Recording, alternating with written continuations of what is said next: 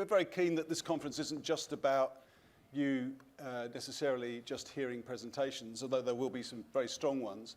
It's also about participating in a conversation about business conditions in PNG. And so what I've done, is gather together three very eminent commentators, very experienced commentators on the PNG economy. Let me introduce them to you. First of all, Clarence Hoot, who is the CEO of PNG's Investment Promotion Authority.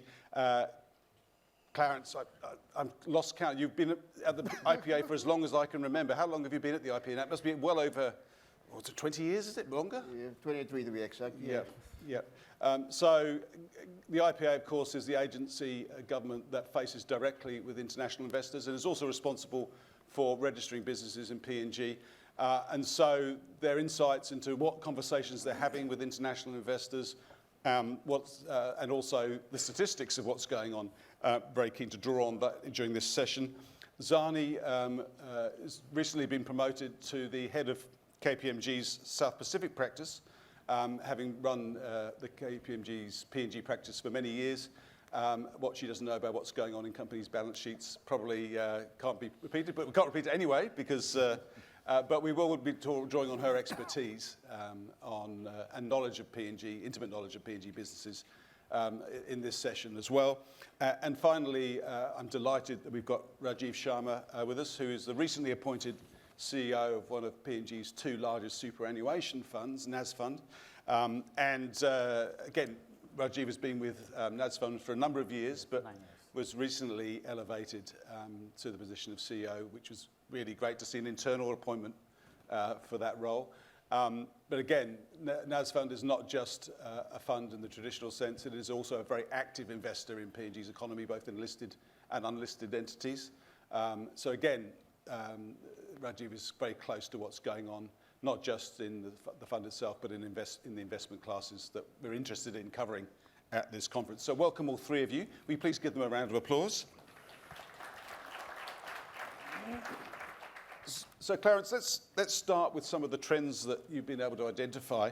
I think a couple of years ago we did a virtual conference. 2021 seems hard to imagine now. We ran a three-day virtual online conference instead of being physically here. And at that stage, foreign direct investment has pretty much dried up in PNG. Last year, you were able to tell the conference that things were starting to return. 12 months later, where do we stand as far as new foreign interest in PNG, and where's that interest coming from? Thank you, Andrew. Let me start by welcoming a visiting delegation from New Zealand, whom I met a couple of days ago, and they're in the conference. Thank you for joining the conference for the next 2 days. So yeah, Andrew, as I mentioned during the virtual conference, the statistics were very easy to come by.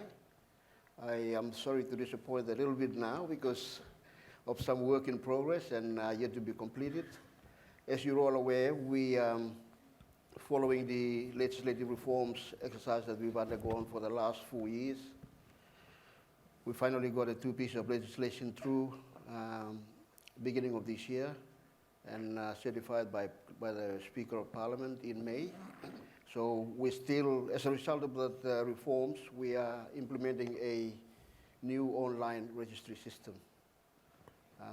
And the figures, I'm afraid the figures I was going to produce are the same figures that I informed 2 years ago. So at this stage, I don't have the data readily available because of the migration from the old system to the new system, which we are hoping will be completed by 30th of November. And as a kind reminder, those companies who have not re-registered your entities or updated your business trading names details on the database, for trading names you've got until the end of this month, and then the necessary penalties and the fees required will be applicable.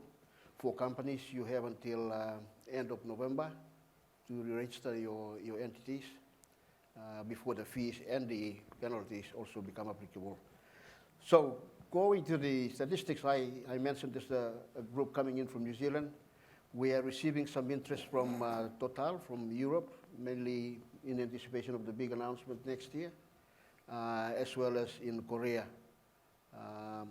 What we are finding is in our conversations, most of the discussions are more focused on what was announced by Minister this morning in terms of the projects in the pipeline. But as well as that, we're getting a few interactions on the services space.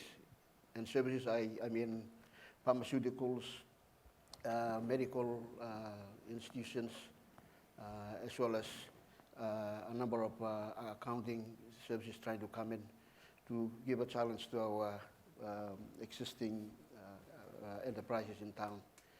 So I'm sorry to disappoint, but this time next year when I come to speak, I will give you the clear data on what has transpired this year, and hopefully we can go on from there. Thanks, Andrew.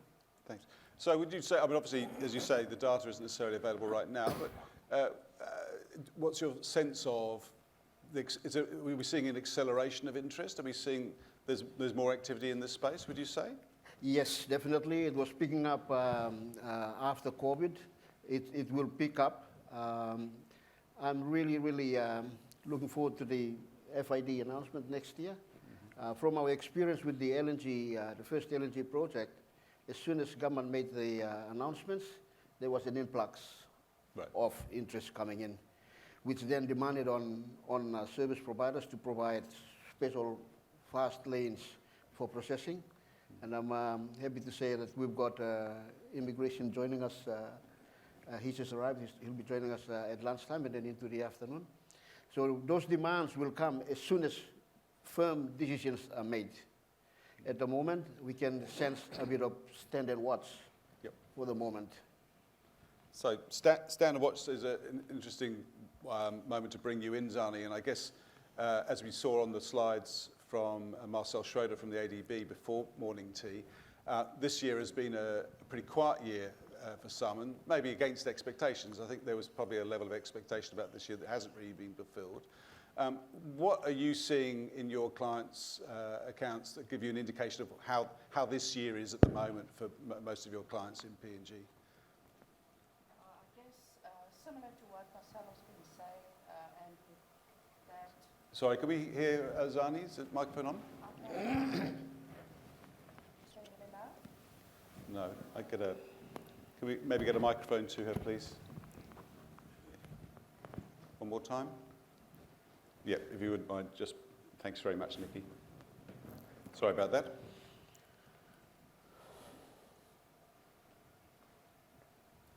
So I guess, how is business coping with this year, I guess, is the question. Well, 12 months on, unfortunately, we can't say that much has changed from last year, from what we could see in our clients' accounts. And it's very mixed.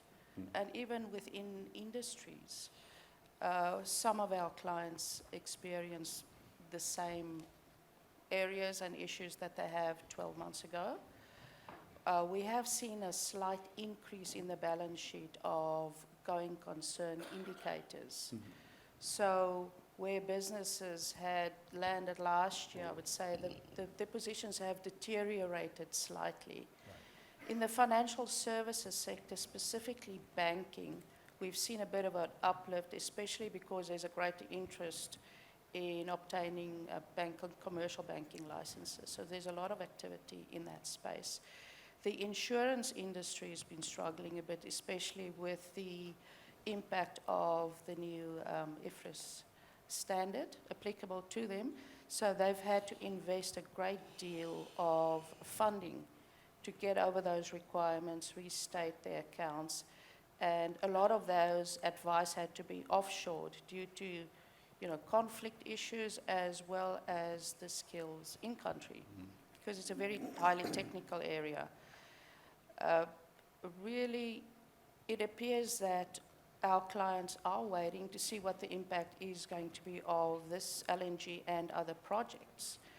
So everyone is holding their breath, but what we've also seen, the difference between this boom, if we can call it that, versus the one 12 years ago, was this is more of a slow burn, hopefully with a longer time period, and the impact is not as significant as it was 12 years ago.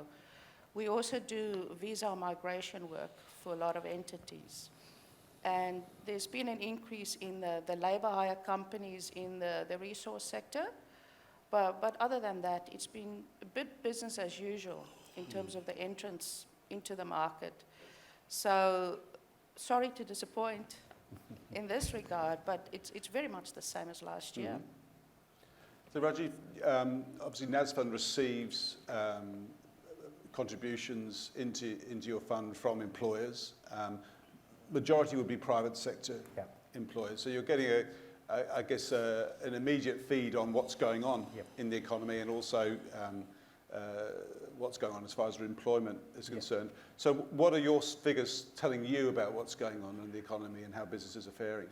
We didn't plan it, but exactly June numbers this year is 50% of the last year. So we had 650 million of contribution we received last year. Yep. Up to June it is 325 million. So it's exactly 50%. But if I compare H1 last year versus H1 this year, last year it was 303 million. So there's slightly increase. But having said that, totally agree with Zanie what she's saying. We had budgeted for more. There was expectation that we will have more employers joining us. There will be more activity, but we can all see there is a slowness in the activity. And apparently everyone is waiting for FID to basically go ahead. Earlier it was end of the year, now we see Q1. If it is Q1, then activities probably will happen towards end of this year. Right. So, and in terms of number of members, last year growth was 4.98%, and this year January, June is 2%. In growth. Yeah, in the growth. Yeah. So Yeah. there's a growth, but growth is 2%. It's not 2.5% or 2.4%. What it also tells, there is an area, as she pointed out, banking sector. We are seeing more growth in that area, financial sector. Right. So there, people would have got increments, and hence contribution is way more than the others. So that probably it accounts for why we are slightly ahead from last year. But what it means is, again, the growth which we were looking for is slightly slower than expected. One of the things I know a lot of employers have been concerned about for the last 6 months has been the skills shortages in PNG and an anticipated demand in a sort of a drought, if you like, of skills or a shortage of staff.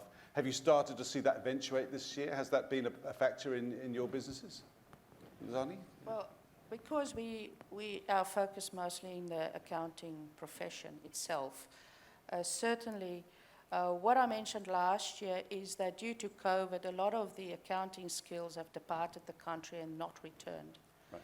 And what also happened as a result is the people that were in country, they were elevated to those higher positions and expected to kind of upskill overnight.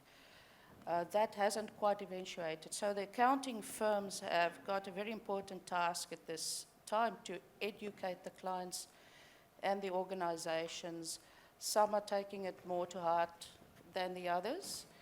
And from an industry perspective, we believe that a great investment is required generally in the accounting profession, as well as the strengthening or creation of a strong regulator.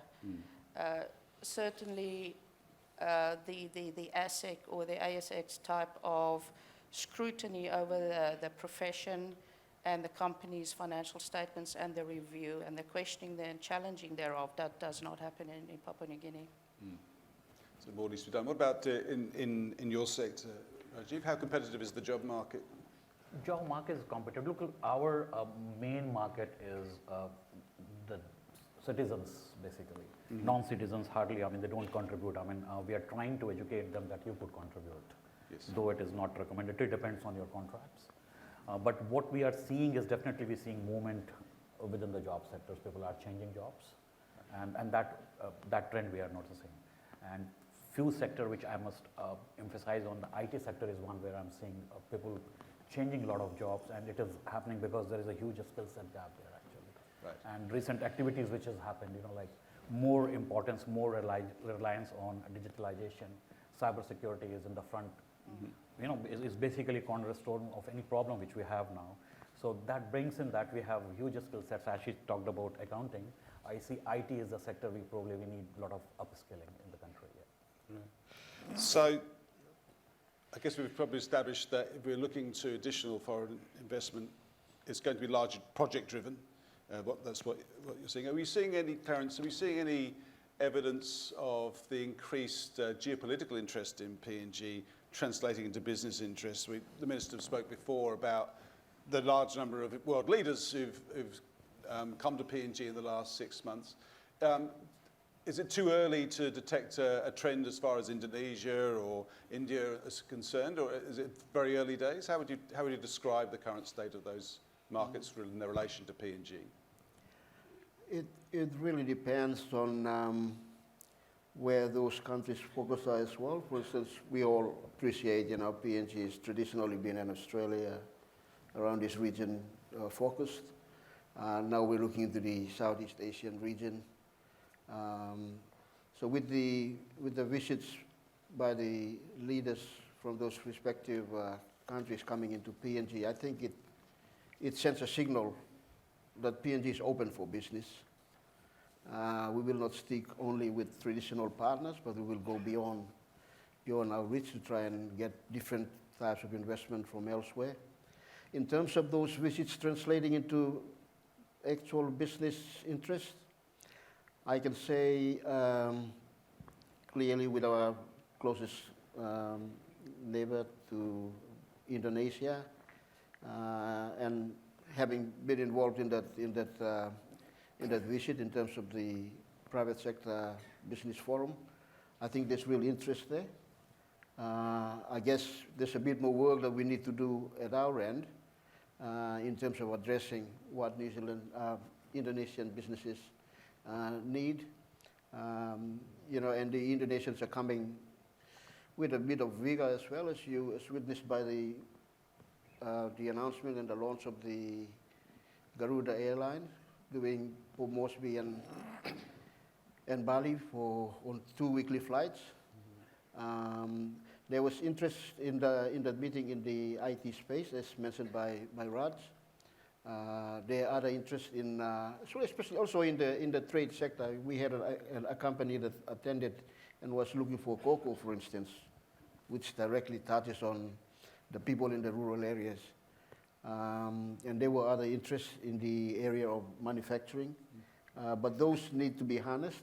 And as mentioned by Minister this morning, I understand there's a delegation going down to Indonesia to follow up on that, which will be followed up by an exhibition in Indonesia where a business delegation from PNG will reciprocate the visit that happened when the president visited. In terms of India, we've been going back and forth to India. We need to work on that a little bit more. I mentioned with the French leaders visit, I mentioned that we are having interest from the French businesses coming into PNG. So there's work that needs to be done to translate those into actual projects that will benefit both parties. Excellent. Thanks, Clarence. Rajeev, Nasfund, as I mentioned before, is a major investor in PNG's economy, and your interests, your investments are across several sectors of the economy, from manufacturing to real estate and so forth. How has growth been in those sectors you've been investing in? And are there particular areas of the economy that are performing better for you at the moment and which you anticipate in the future might be performing better? How's that performing for you? I would not say performing better. Results are not going to be better, like banking tax. Yes. Like even if BSP performs better, a result will not be better for us. We will be losing a dividend income to the tune of 18 to 20 million kina because of 15% extra tax they will have to pay. So they're definitely doing better. In terms of other sectors, we have seen that there is a risk. I would not say they're coming out of recession probably. There's a drop in sales in retail segment. Yes. So I would not say that I would expect a great outcome of this year. But definitely if things look up, if FID comes, definitely could be there. And other thing is all these businesses, because of lack of FX. So again, it has impact, like if you can import less, you can sell less. Yes. So that has impact, and that basically impacts. Other thing which has impacted us big time is the interest rates which was being offered on the government securities with the GIS or T-bills. From last year, as it was like, it has dropped by about 3%. So 7.2% was 1 year, 364 days paper. Now it sits at about 3%. 10-year average is about 5.7%, which used to be about 8.5%, 9%. So we have seen that those drop coming in those areas. But the areas where I have seen definitely improvement is residential sector, because we hold residential properties, and we are seeing a lot of demand basically coming out of that.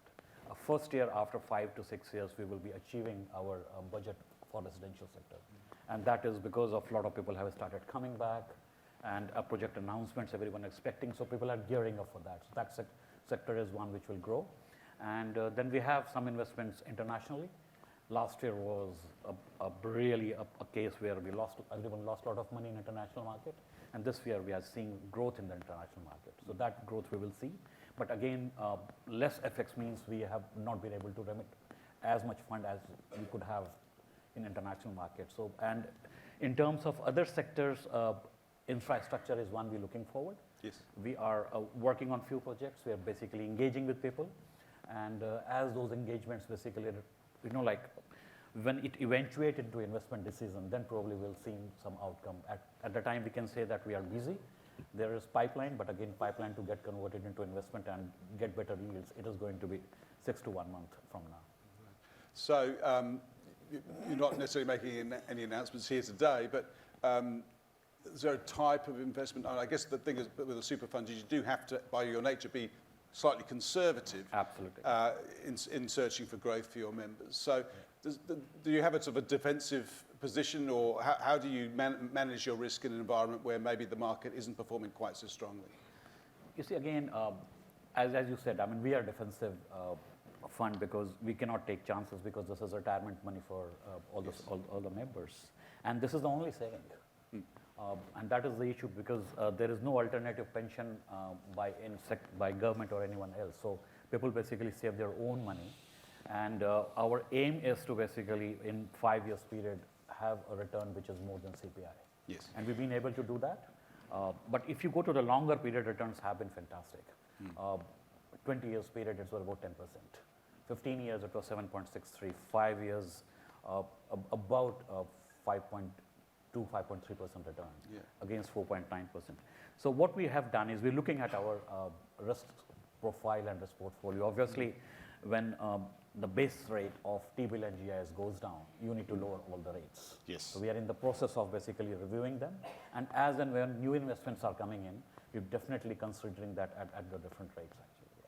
So definitely that exercise is currently going on.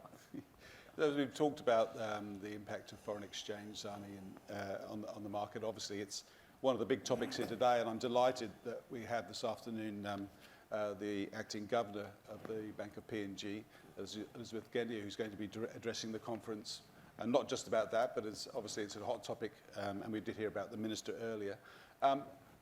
Mitigating risk in the market as it currently stands, what sort of kind of measures are your clients taking to make sure that they manage these somewhat extreme circumstances, certainly with FX? Legally, I said. Well, I do think I mentioned before there were some of our clients that were trying to diversify their business into becoming an exporter. So investing into local businesses that are exporters, and thus avail themselves of that foreign exchange availability. A lot of the businesses' hands are really tied because there aren't that many avenues.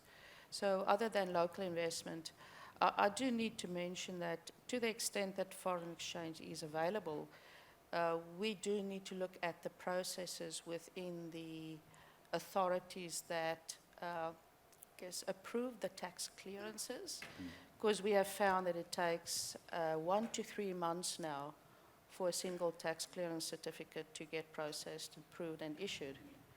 Whereas this seemed to have become more inefficient than in the past. And also those applications or the certificates are only valid for 6 months.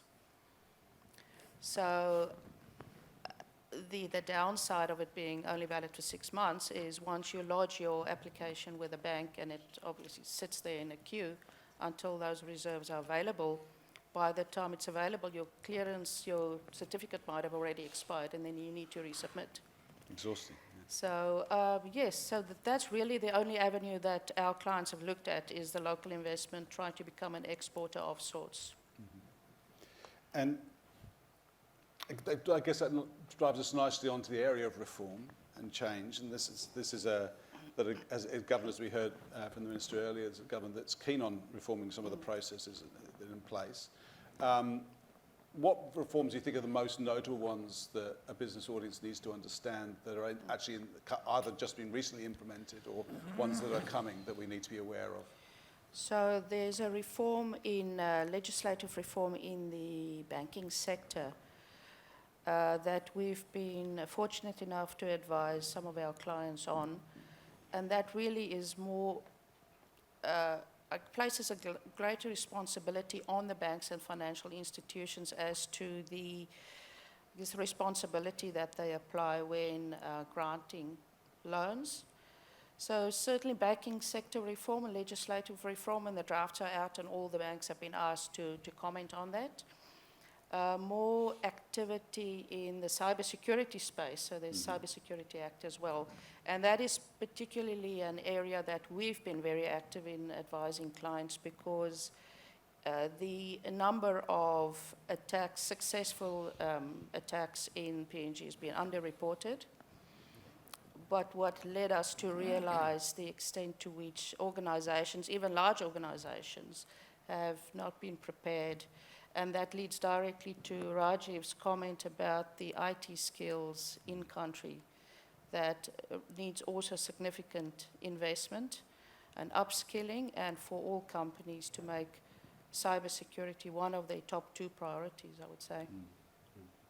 Clarence, as far as regulatory changes that are related to investment, obviously we've had an amendment to the IPA Act recently. Is there any other amendments, changes to the way it's being regulated that we should be aware of coming up? Yes, of course.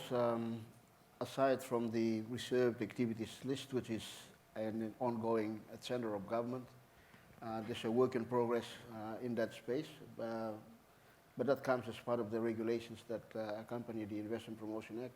Sorry, just for the audience who don't know, that's the list of business activities that are reserved exclusively for local companies, PNG companies. Yeah. And then the next work that we have in the pipeline is, of course, to introduce a restricted activities list.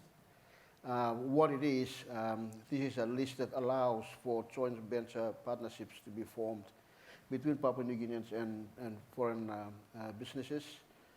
And this particularly looking at areas where government has the desire for this to go to the local hands, but in looking at the capacity of our local people, if there's need for management expertise, financial expertise, IT and so forth, then this list will allow for those partnerships to be formed in that area.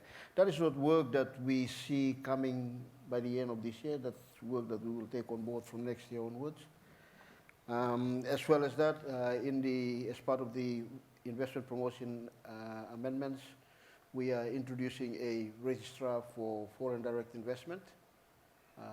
Currently, we only have the registrar of companies. The legislation introduces a registrar of foreign direct investment, and this is solely for purposes of ensuring that efficiencies are met when the applications for foreign enterprise are submitted.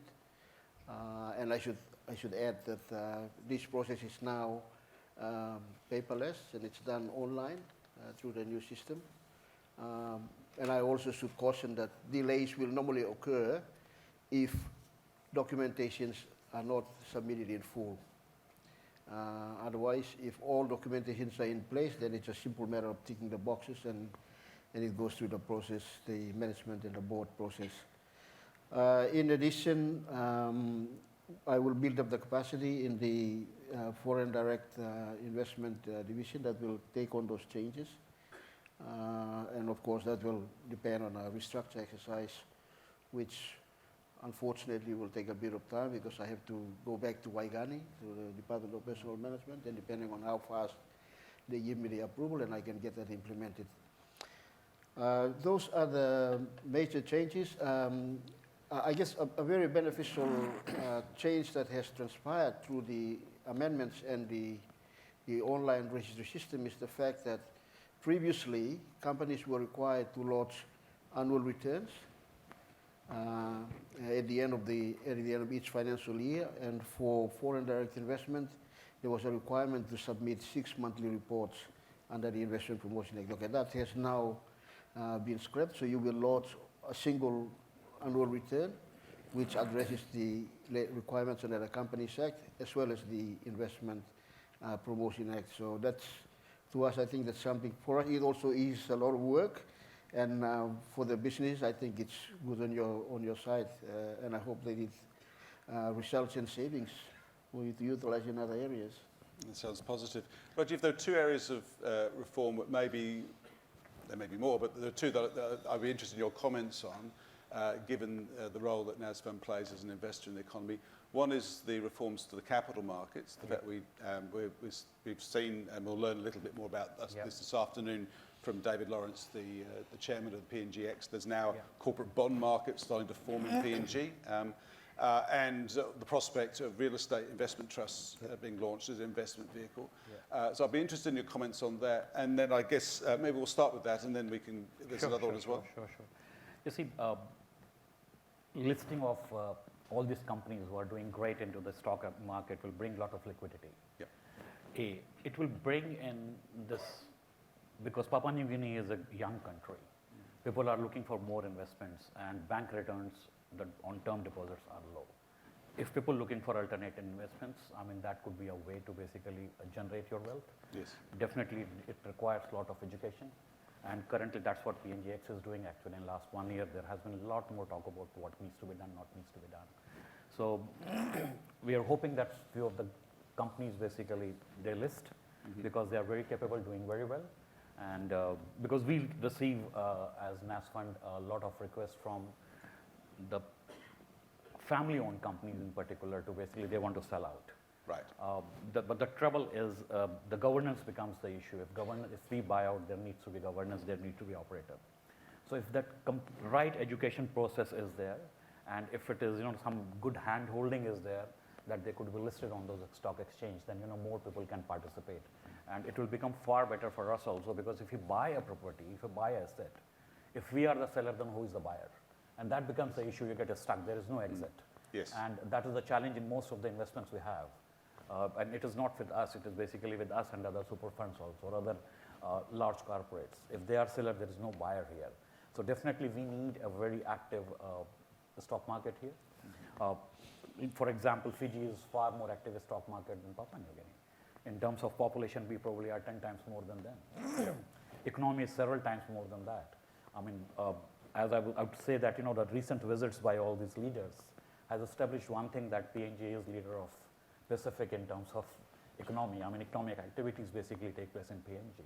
Yes. So, and that is one. And secondly, corporate market is again a fantastic way of raising funds actually.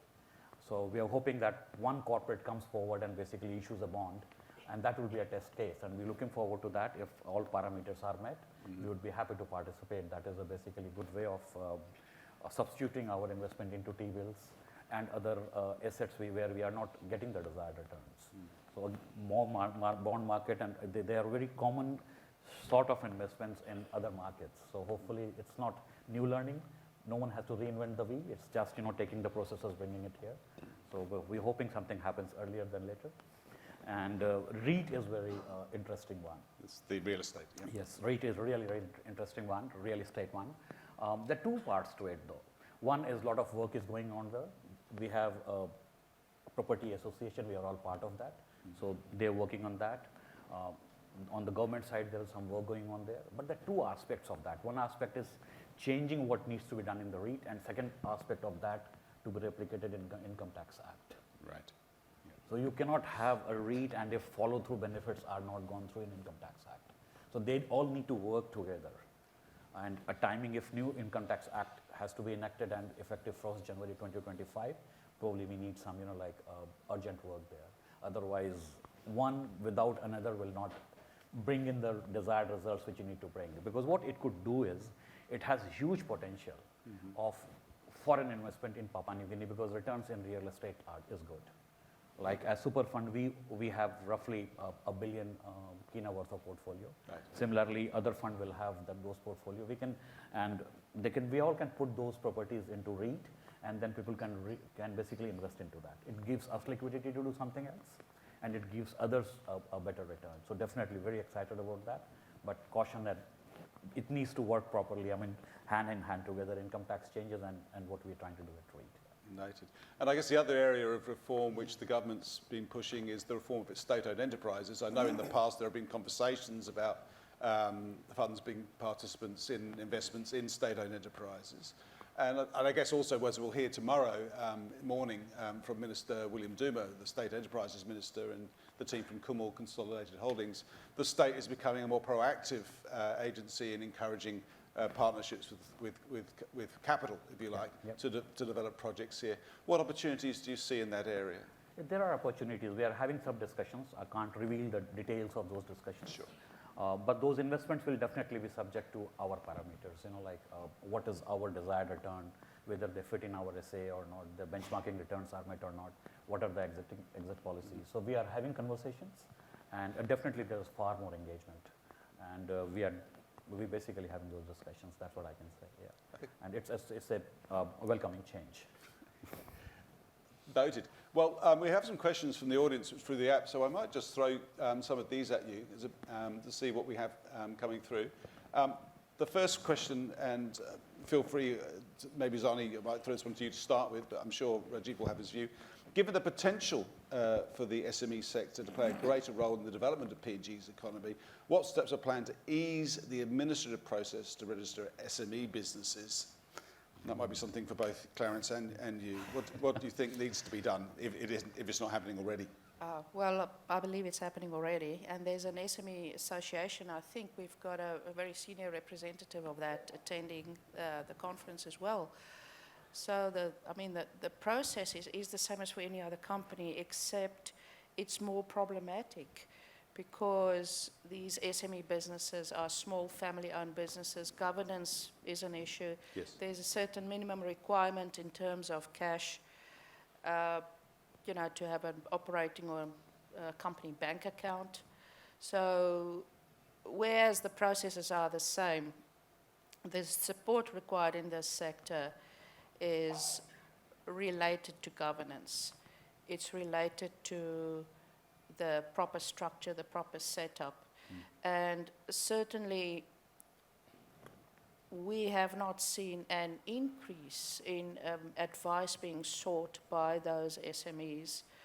They do try and, I think, start up by going it alone for a while, and a while it goes well, and then afterwards have to backtrack and perhaps change structures and then seek tax advice, accounting advice, starting to get audited.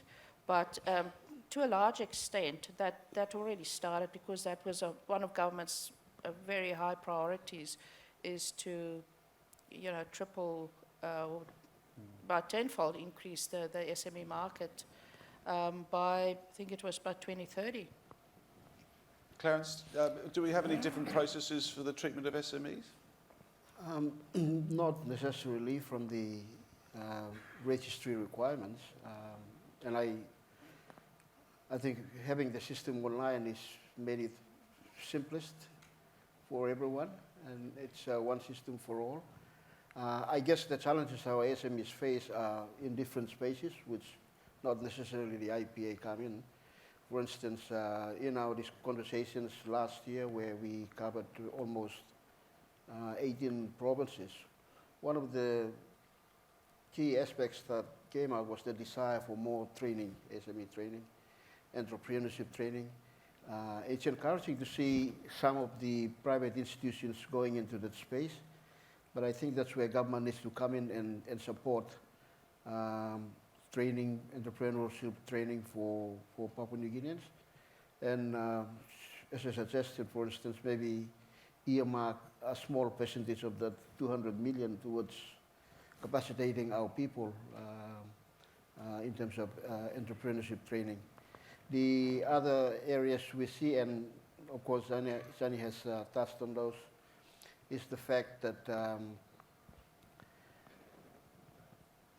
SMEs open to competition.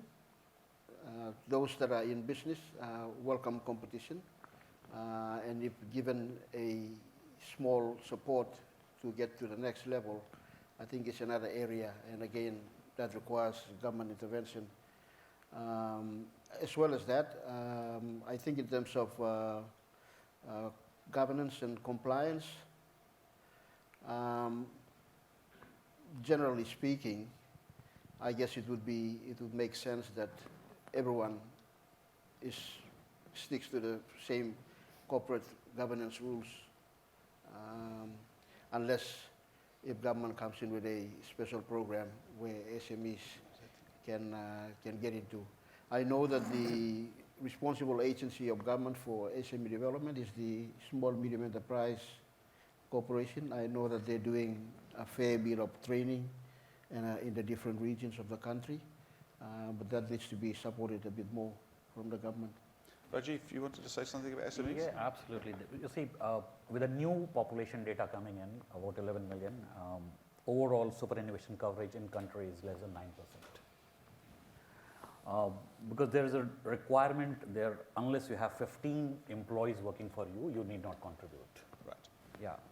And we have basically in our the review, we have asked for it, number should be 0. It should be as long as you have one person employed, they all should be contributing, because once you retire, it does not make a difference whether you work for a company who had less than 15 employees or more than 15 employees. You're going to have same problems. Yes. Secondly, we all battling with, not battling, it's the good news actually, we all have battling with inflation, and the good news is everyone is living longer. Average age in Papua New Guinea in 1975 was 50 years. Now it is close to 63, 65. In 10 years time, we will have 70 plus. What it means, everyone would be needing more money when they basically retire. There will be a 10 to 15 years of period when you need to fund yourself, your retirement money. So what we are seeing is there should be a provision made with SMEs also. They should be encouraged to contribute. Currently, we have a product which is a voluntary contribution, but there what we're seeing is because it is not compulsory, we see couple of contributions come our way and then it stops. Right. Because the nature is not compulsory. It is just someone wants to do it, they do it.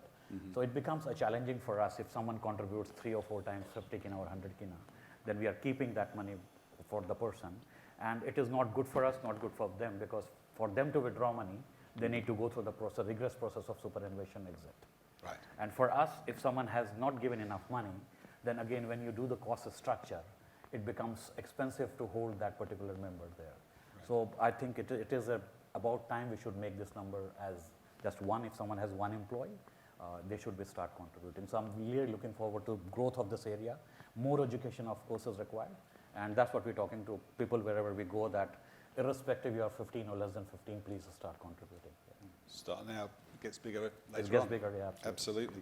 The person who sent in the next question was reading my mind, because it relates to a question that I was going to say, which will be my last question for this panel. And they said, we've been hearing for a long time about the need or desire to diversify away from the reliance on the big resources projects, but doesn't seem to reflect what's actually happening if we look at what's being the expectation, I guess, for Papua LNG. What are the blockages and barriers, and what is needed to overcome them as far as the diversification goes? And I guess what I was going to specifically ask about is what incentives the government might need to be putting in place. One of them that they've announced recently has been the subject of a lot of policy work is special economic zones, for example. Yes, so maybe we could just finish with an answer from each of you in turn, maybe starting with you, Zanie. What is the key to achieving this diversification? Certainly, I agree with the Minister that a large part of the key is in the agriculture sector. Yep. Now, what we have seen within the agriculture sector is for the sectors to come together, because we do find that there are industry bodies, you know, your specific, your coconut board, etc., and politics play a big role there internally, and that is to the detriment of the sector. And then, of course, the industry geography is widespread. Then you also have the resultant landowner and territorial challenges. And we all know there's no easy answer to that. So at the moment, from our perspective, is that the industries need to get together in a committed way, whether that requires the intervention of or incentives by government is not necessarily so. And I don't have an answer on how they get together, but I believe that is the key. You don't have to solve everyone's problems here today, Zanie. Yeah. That's all right. Clarence, incentives. Incentives, and in particular, I think one of the new incentives in a way that government has announced is the special economic zones, which sounds interesting and exciting at the same time. From where I see it, I think there is a need to make it work. Government has made the announcements, has passed the laws.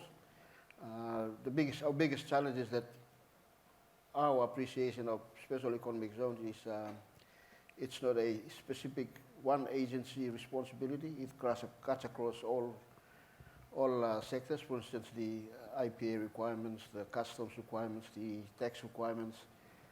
So what I would suggest is the way forward is for government to get its agencies together and start working on the practical means of how to get this off the ground. As Zanie says, the agriculture is there. It's a very low-hanging fruit.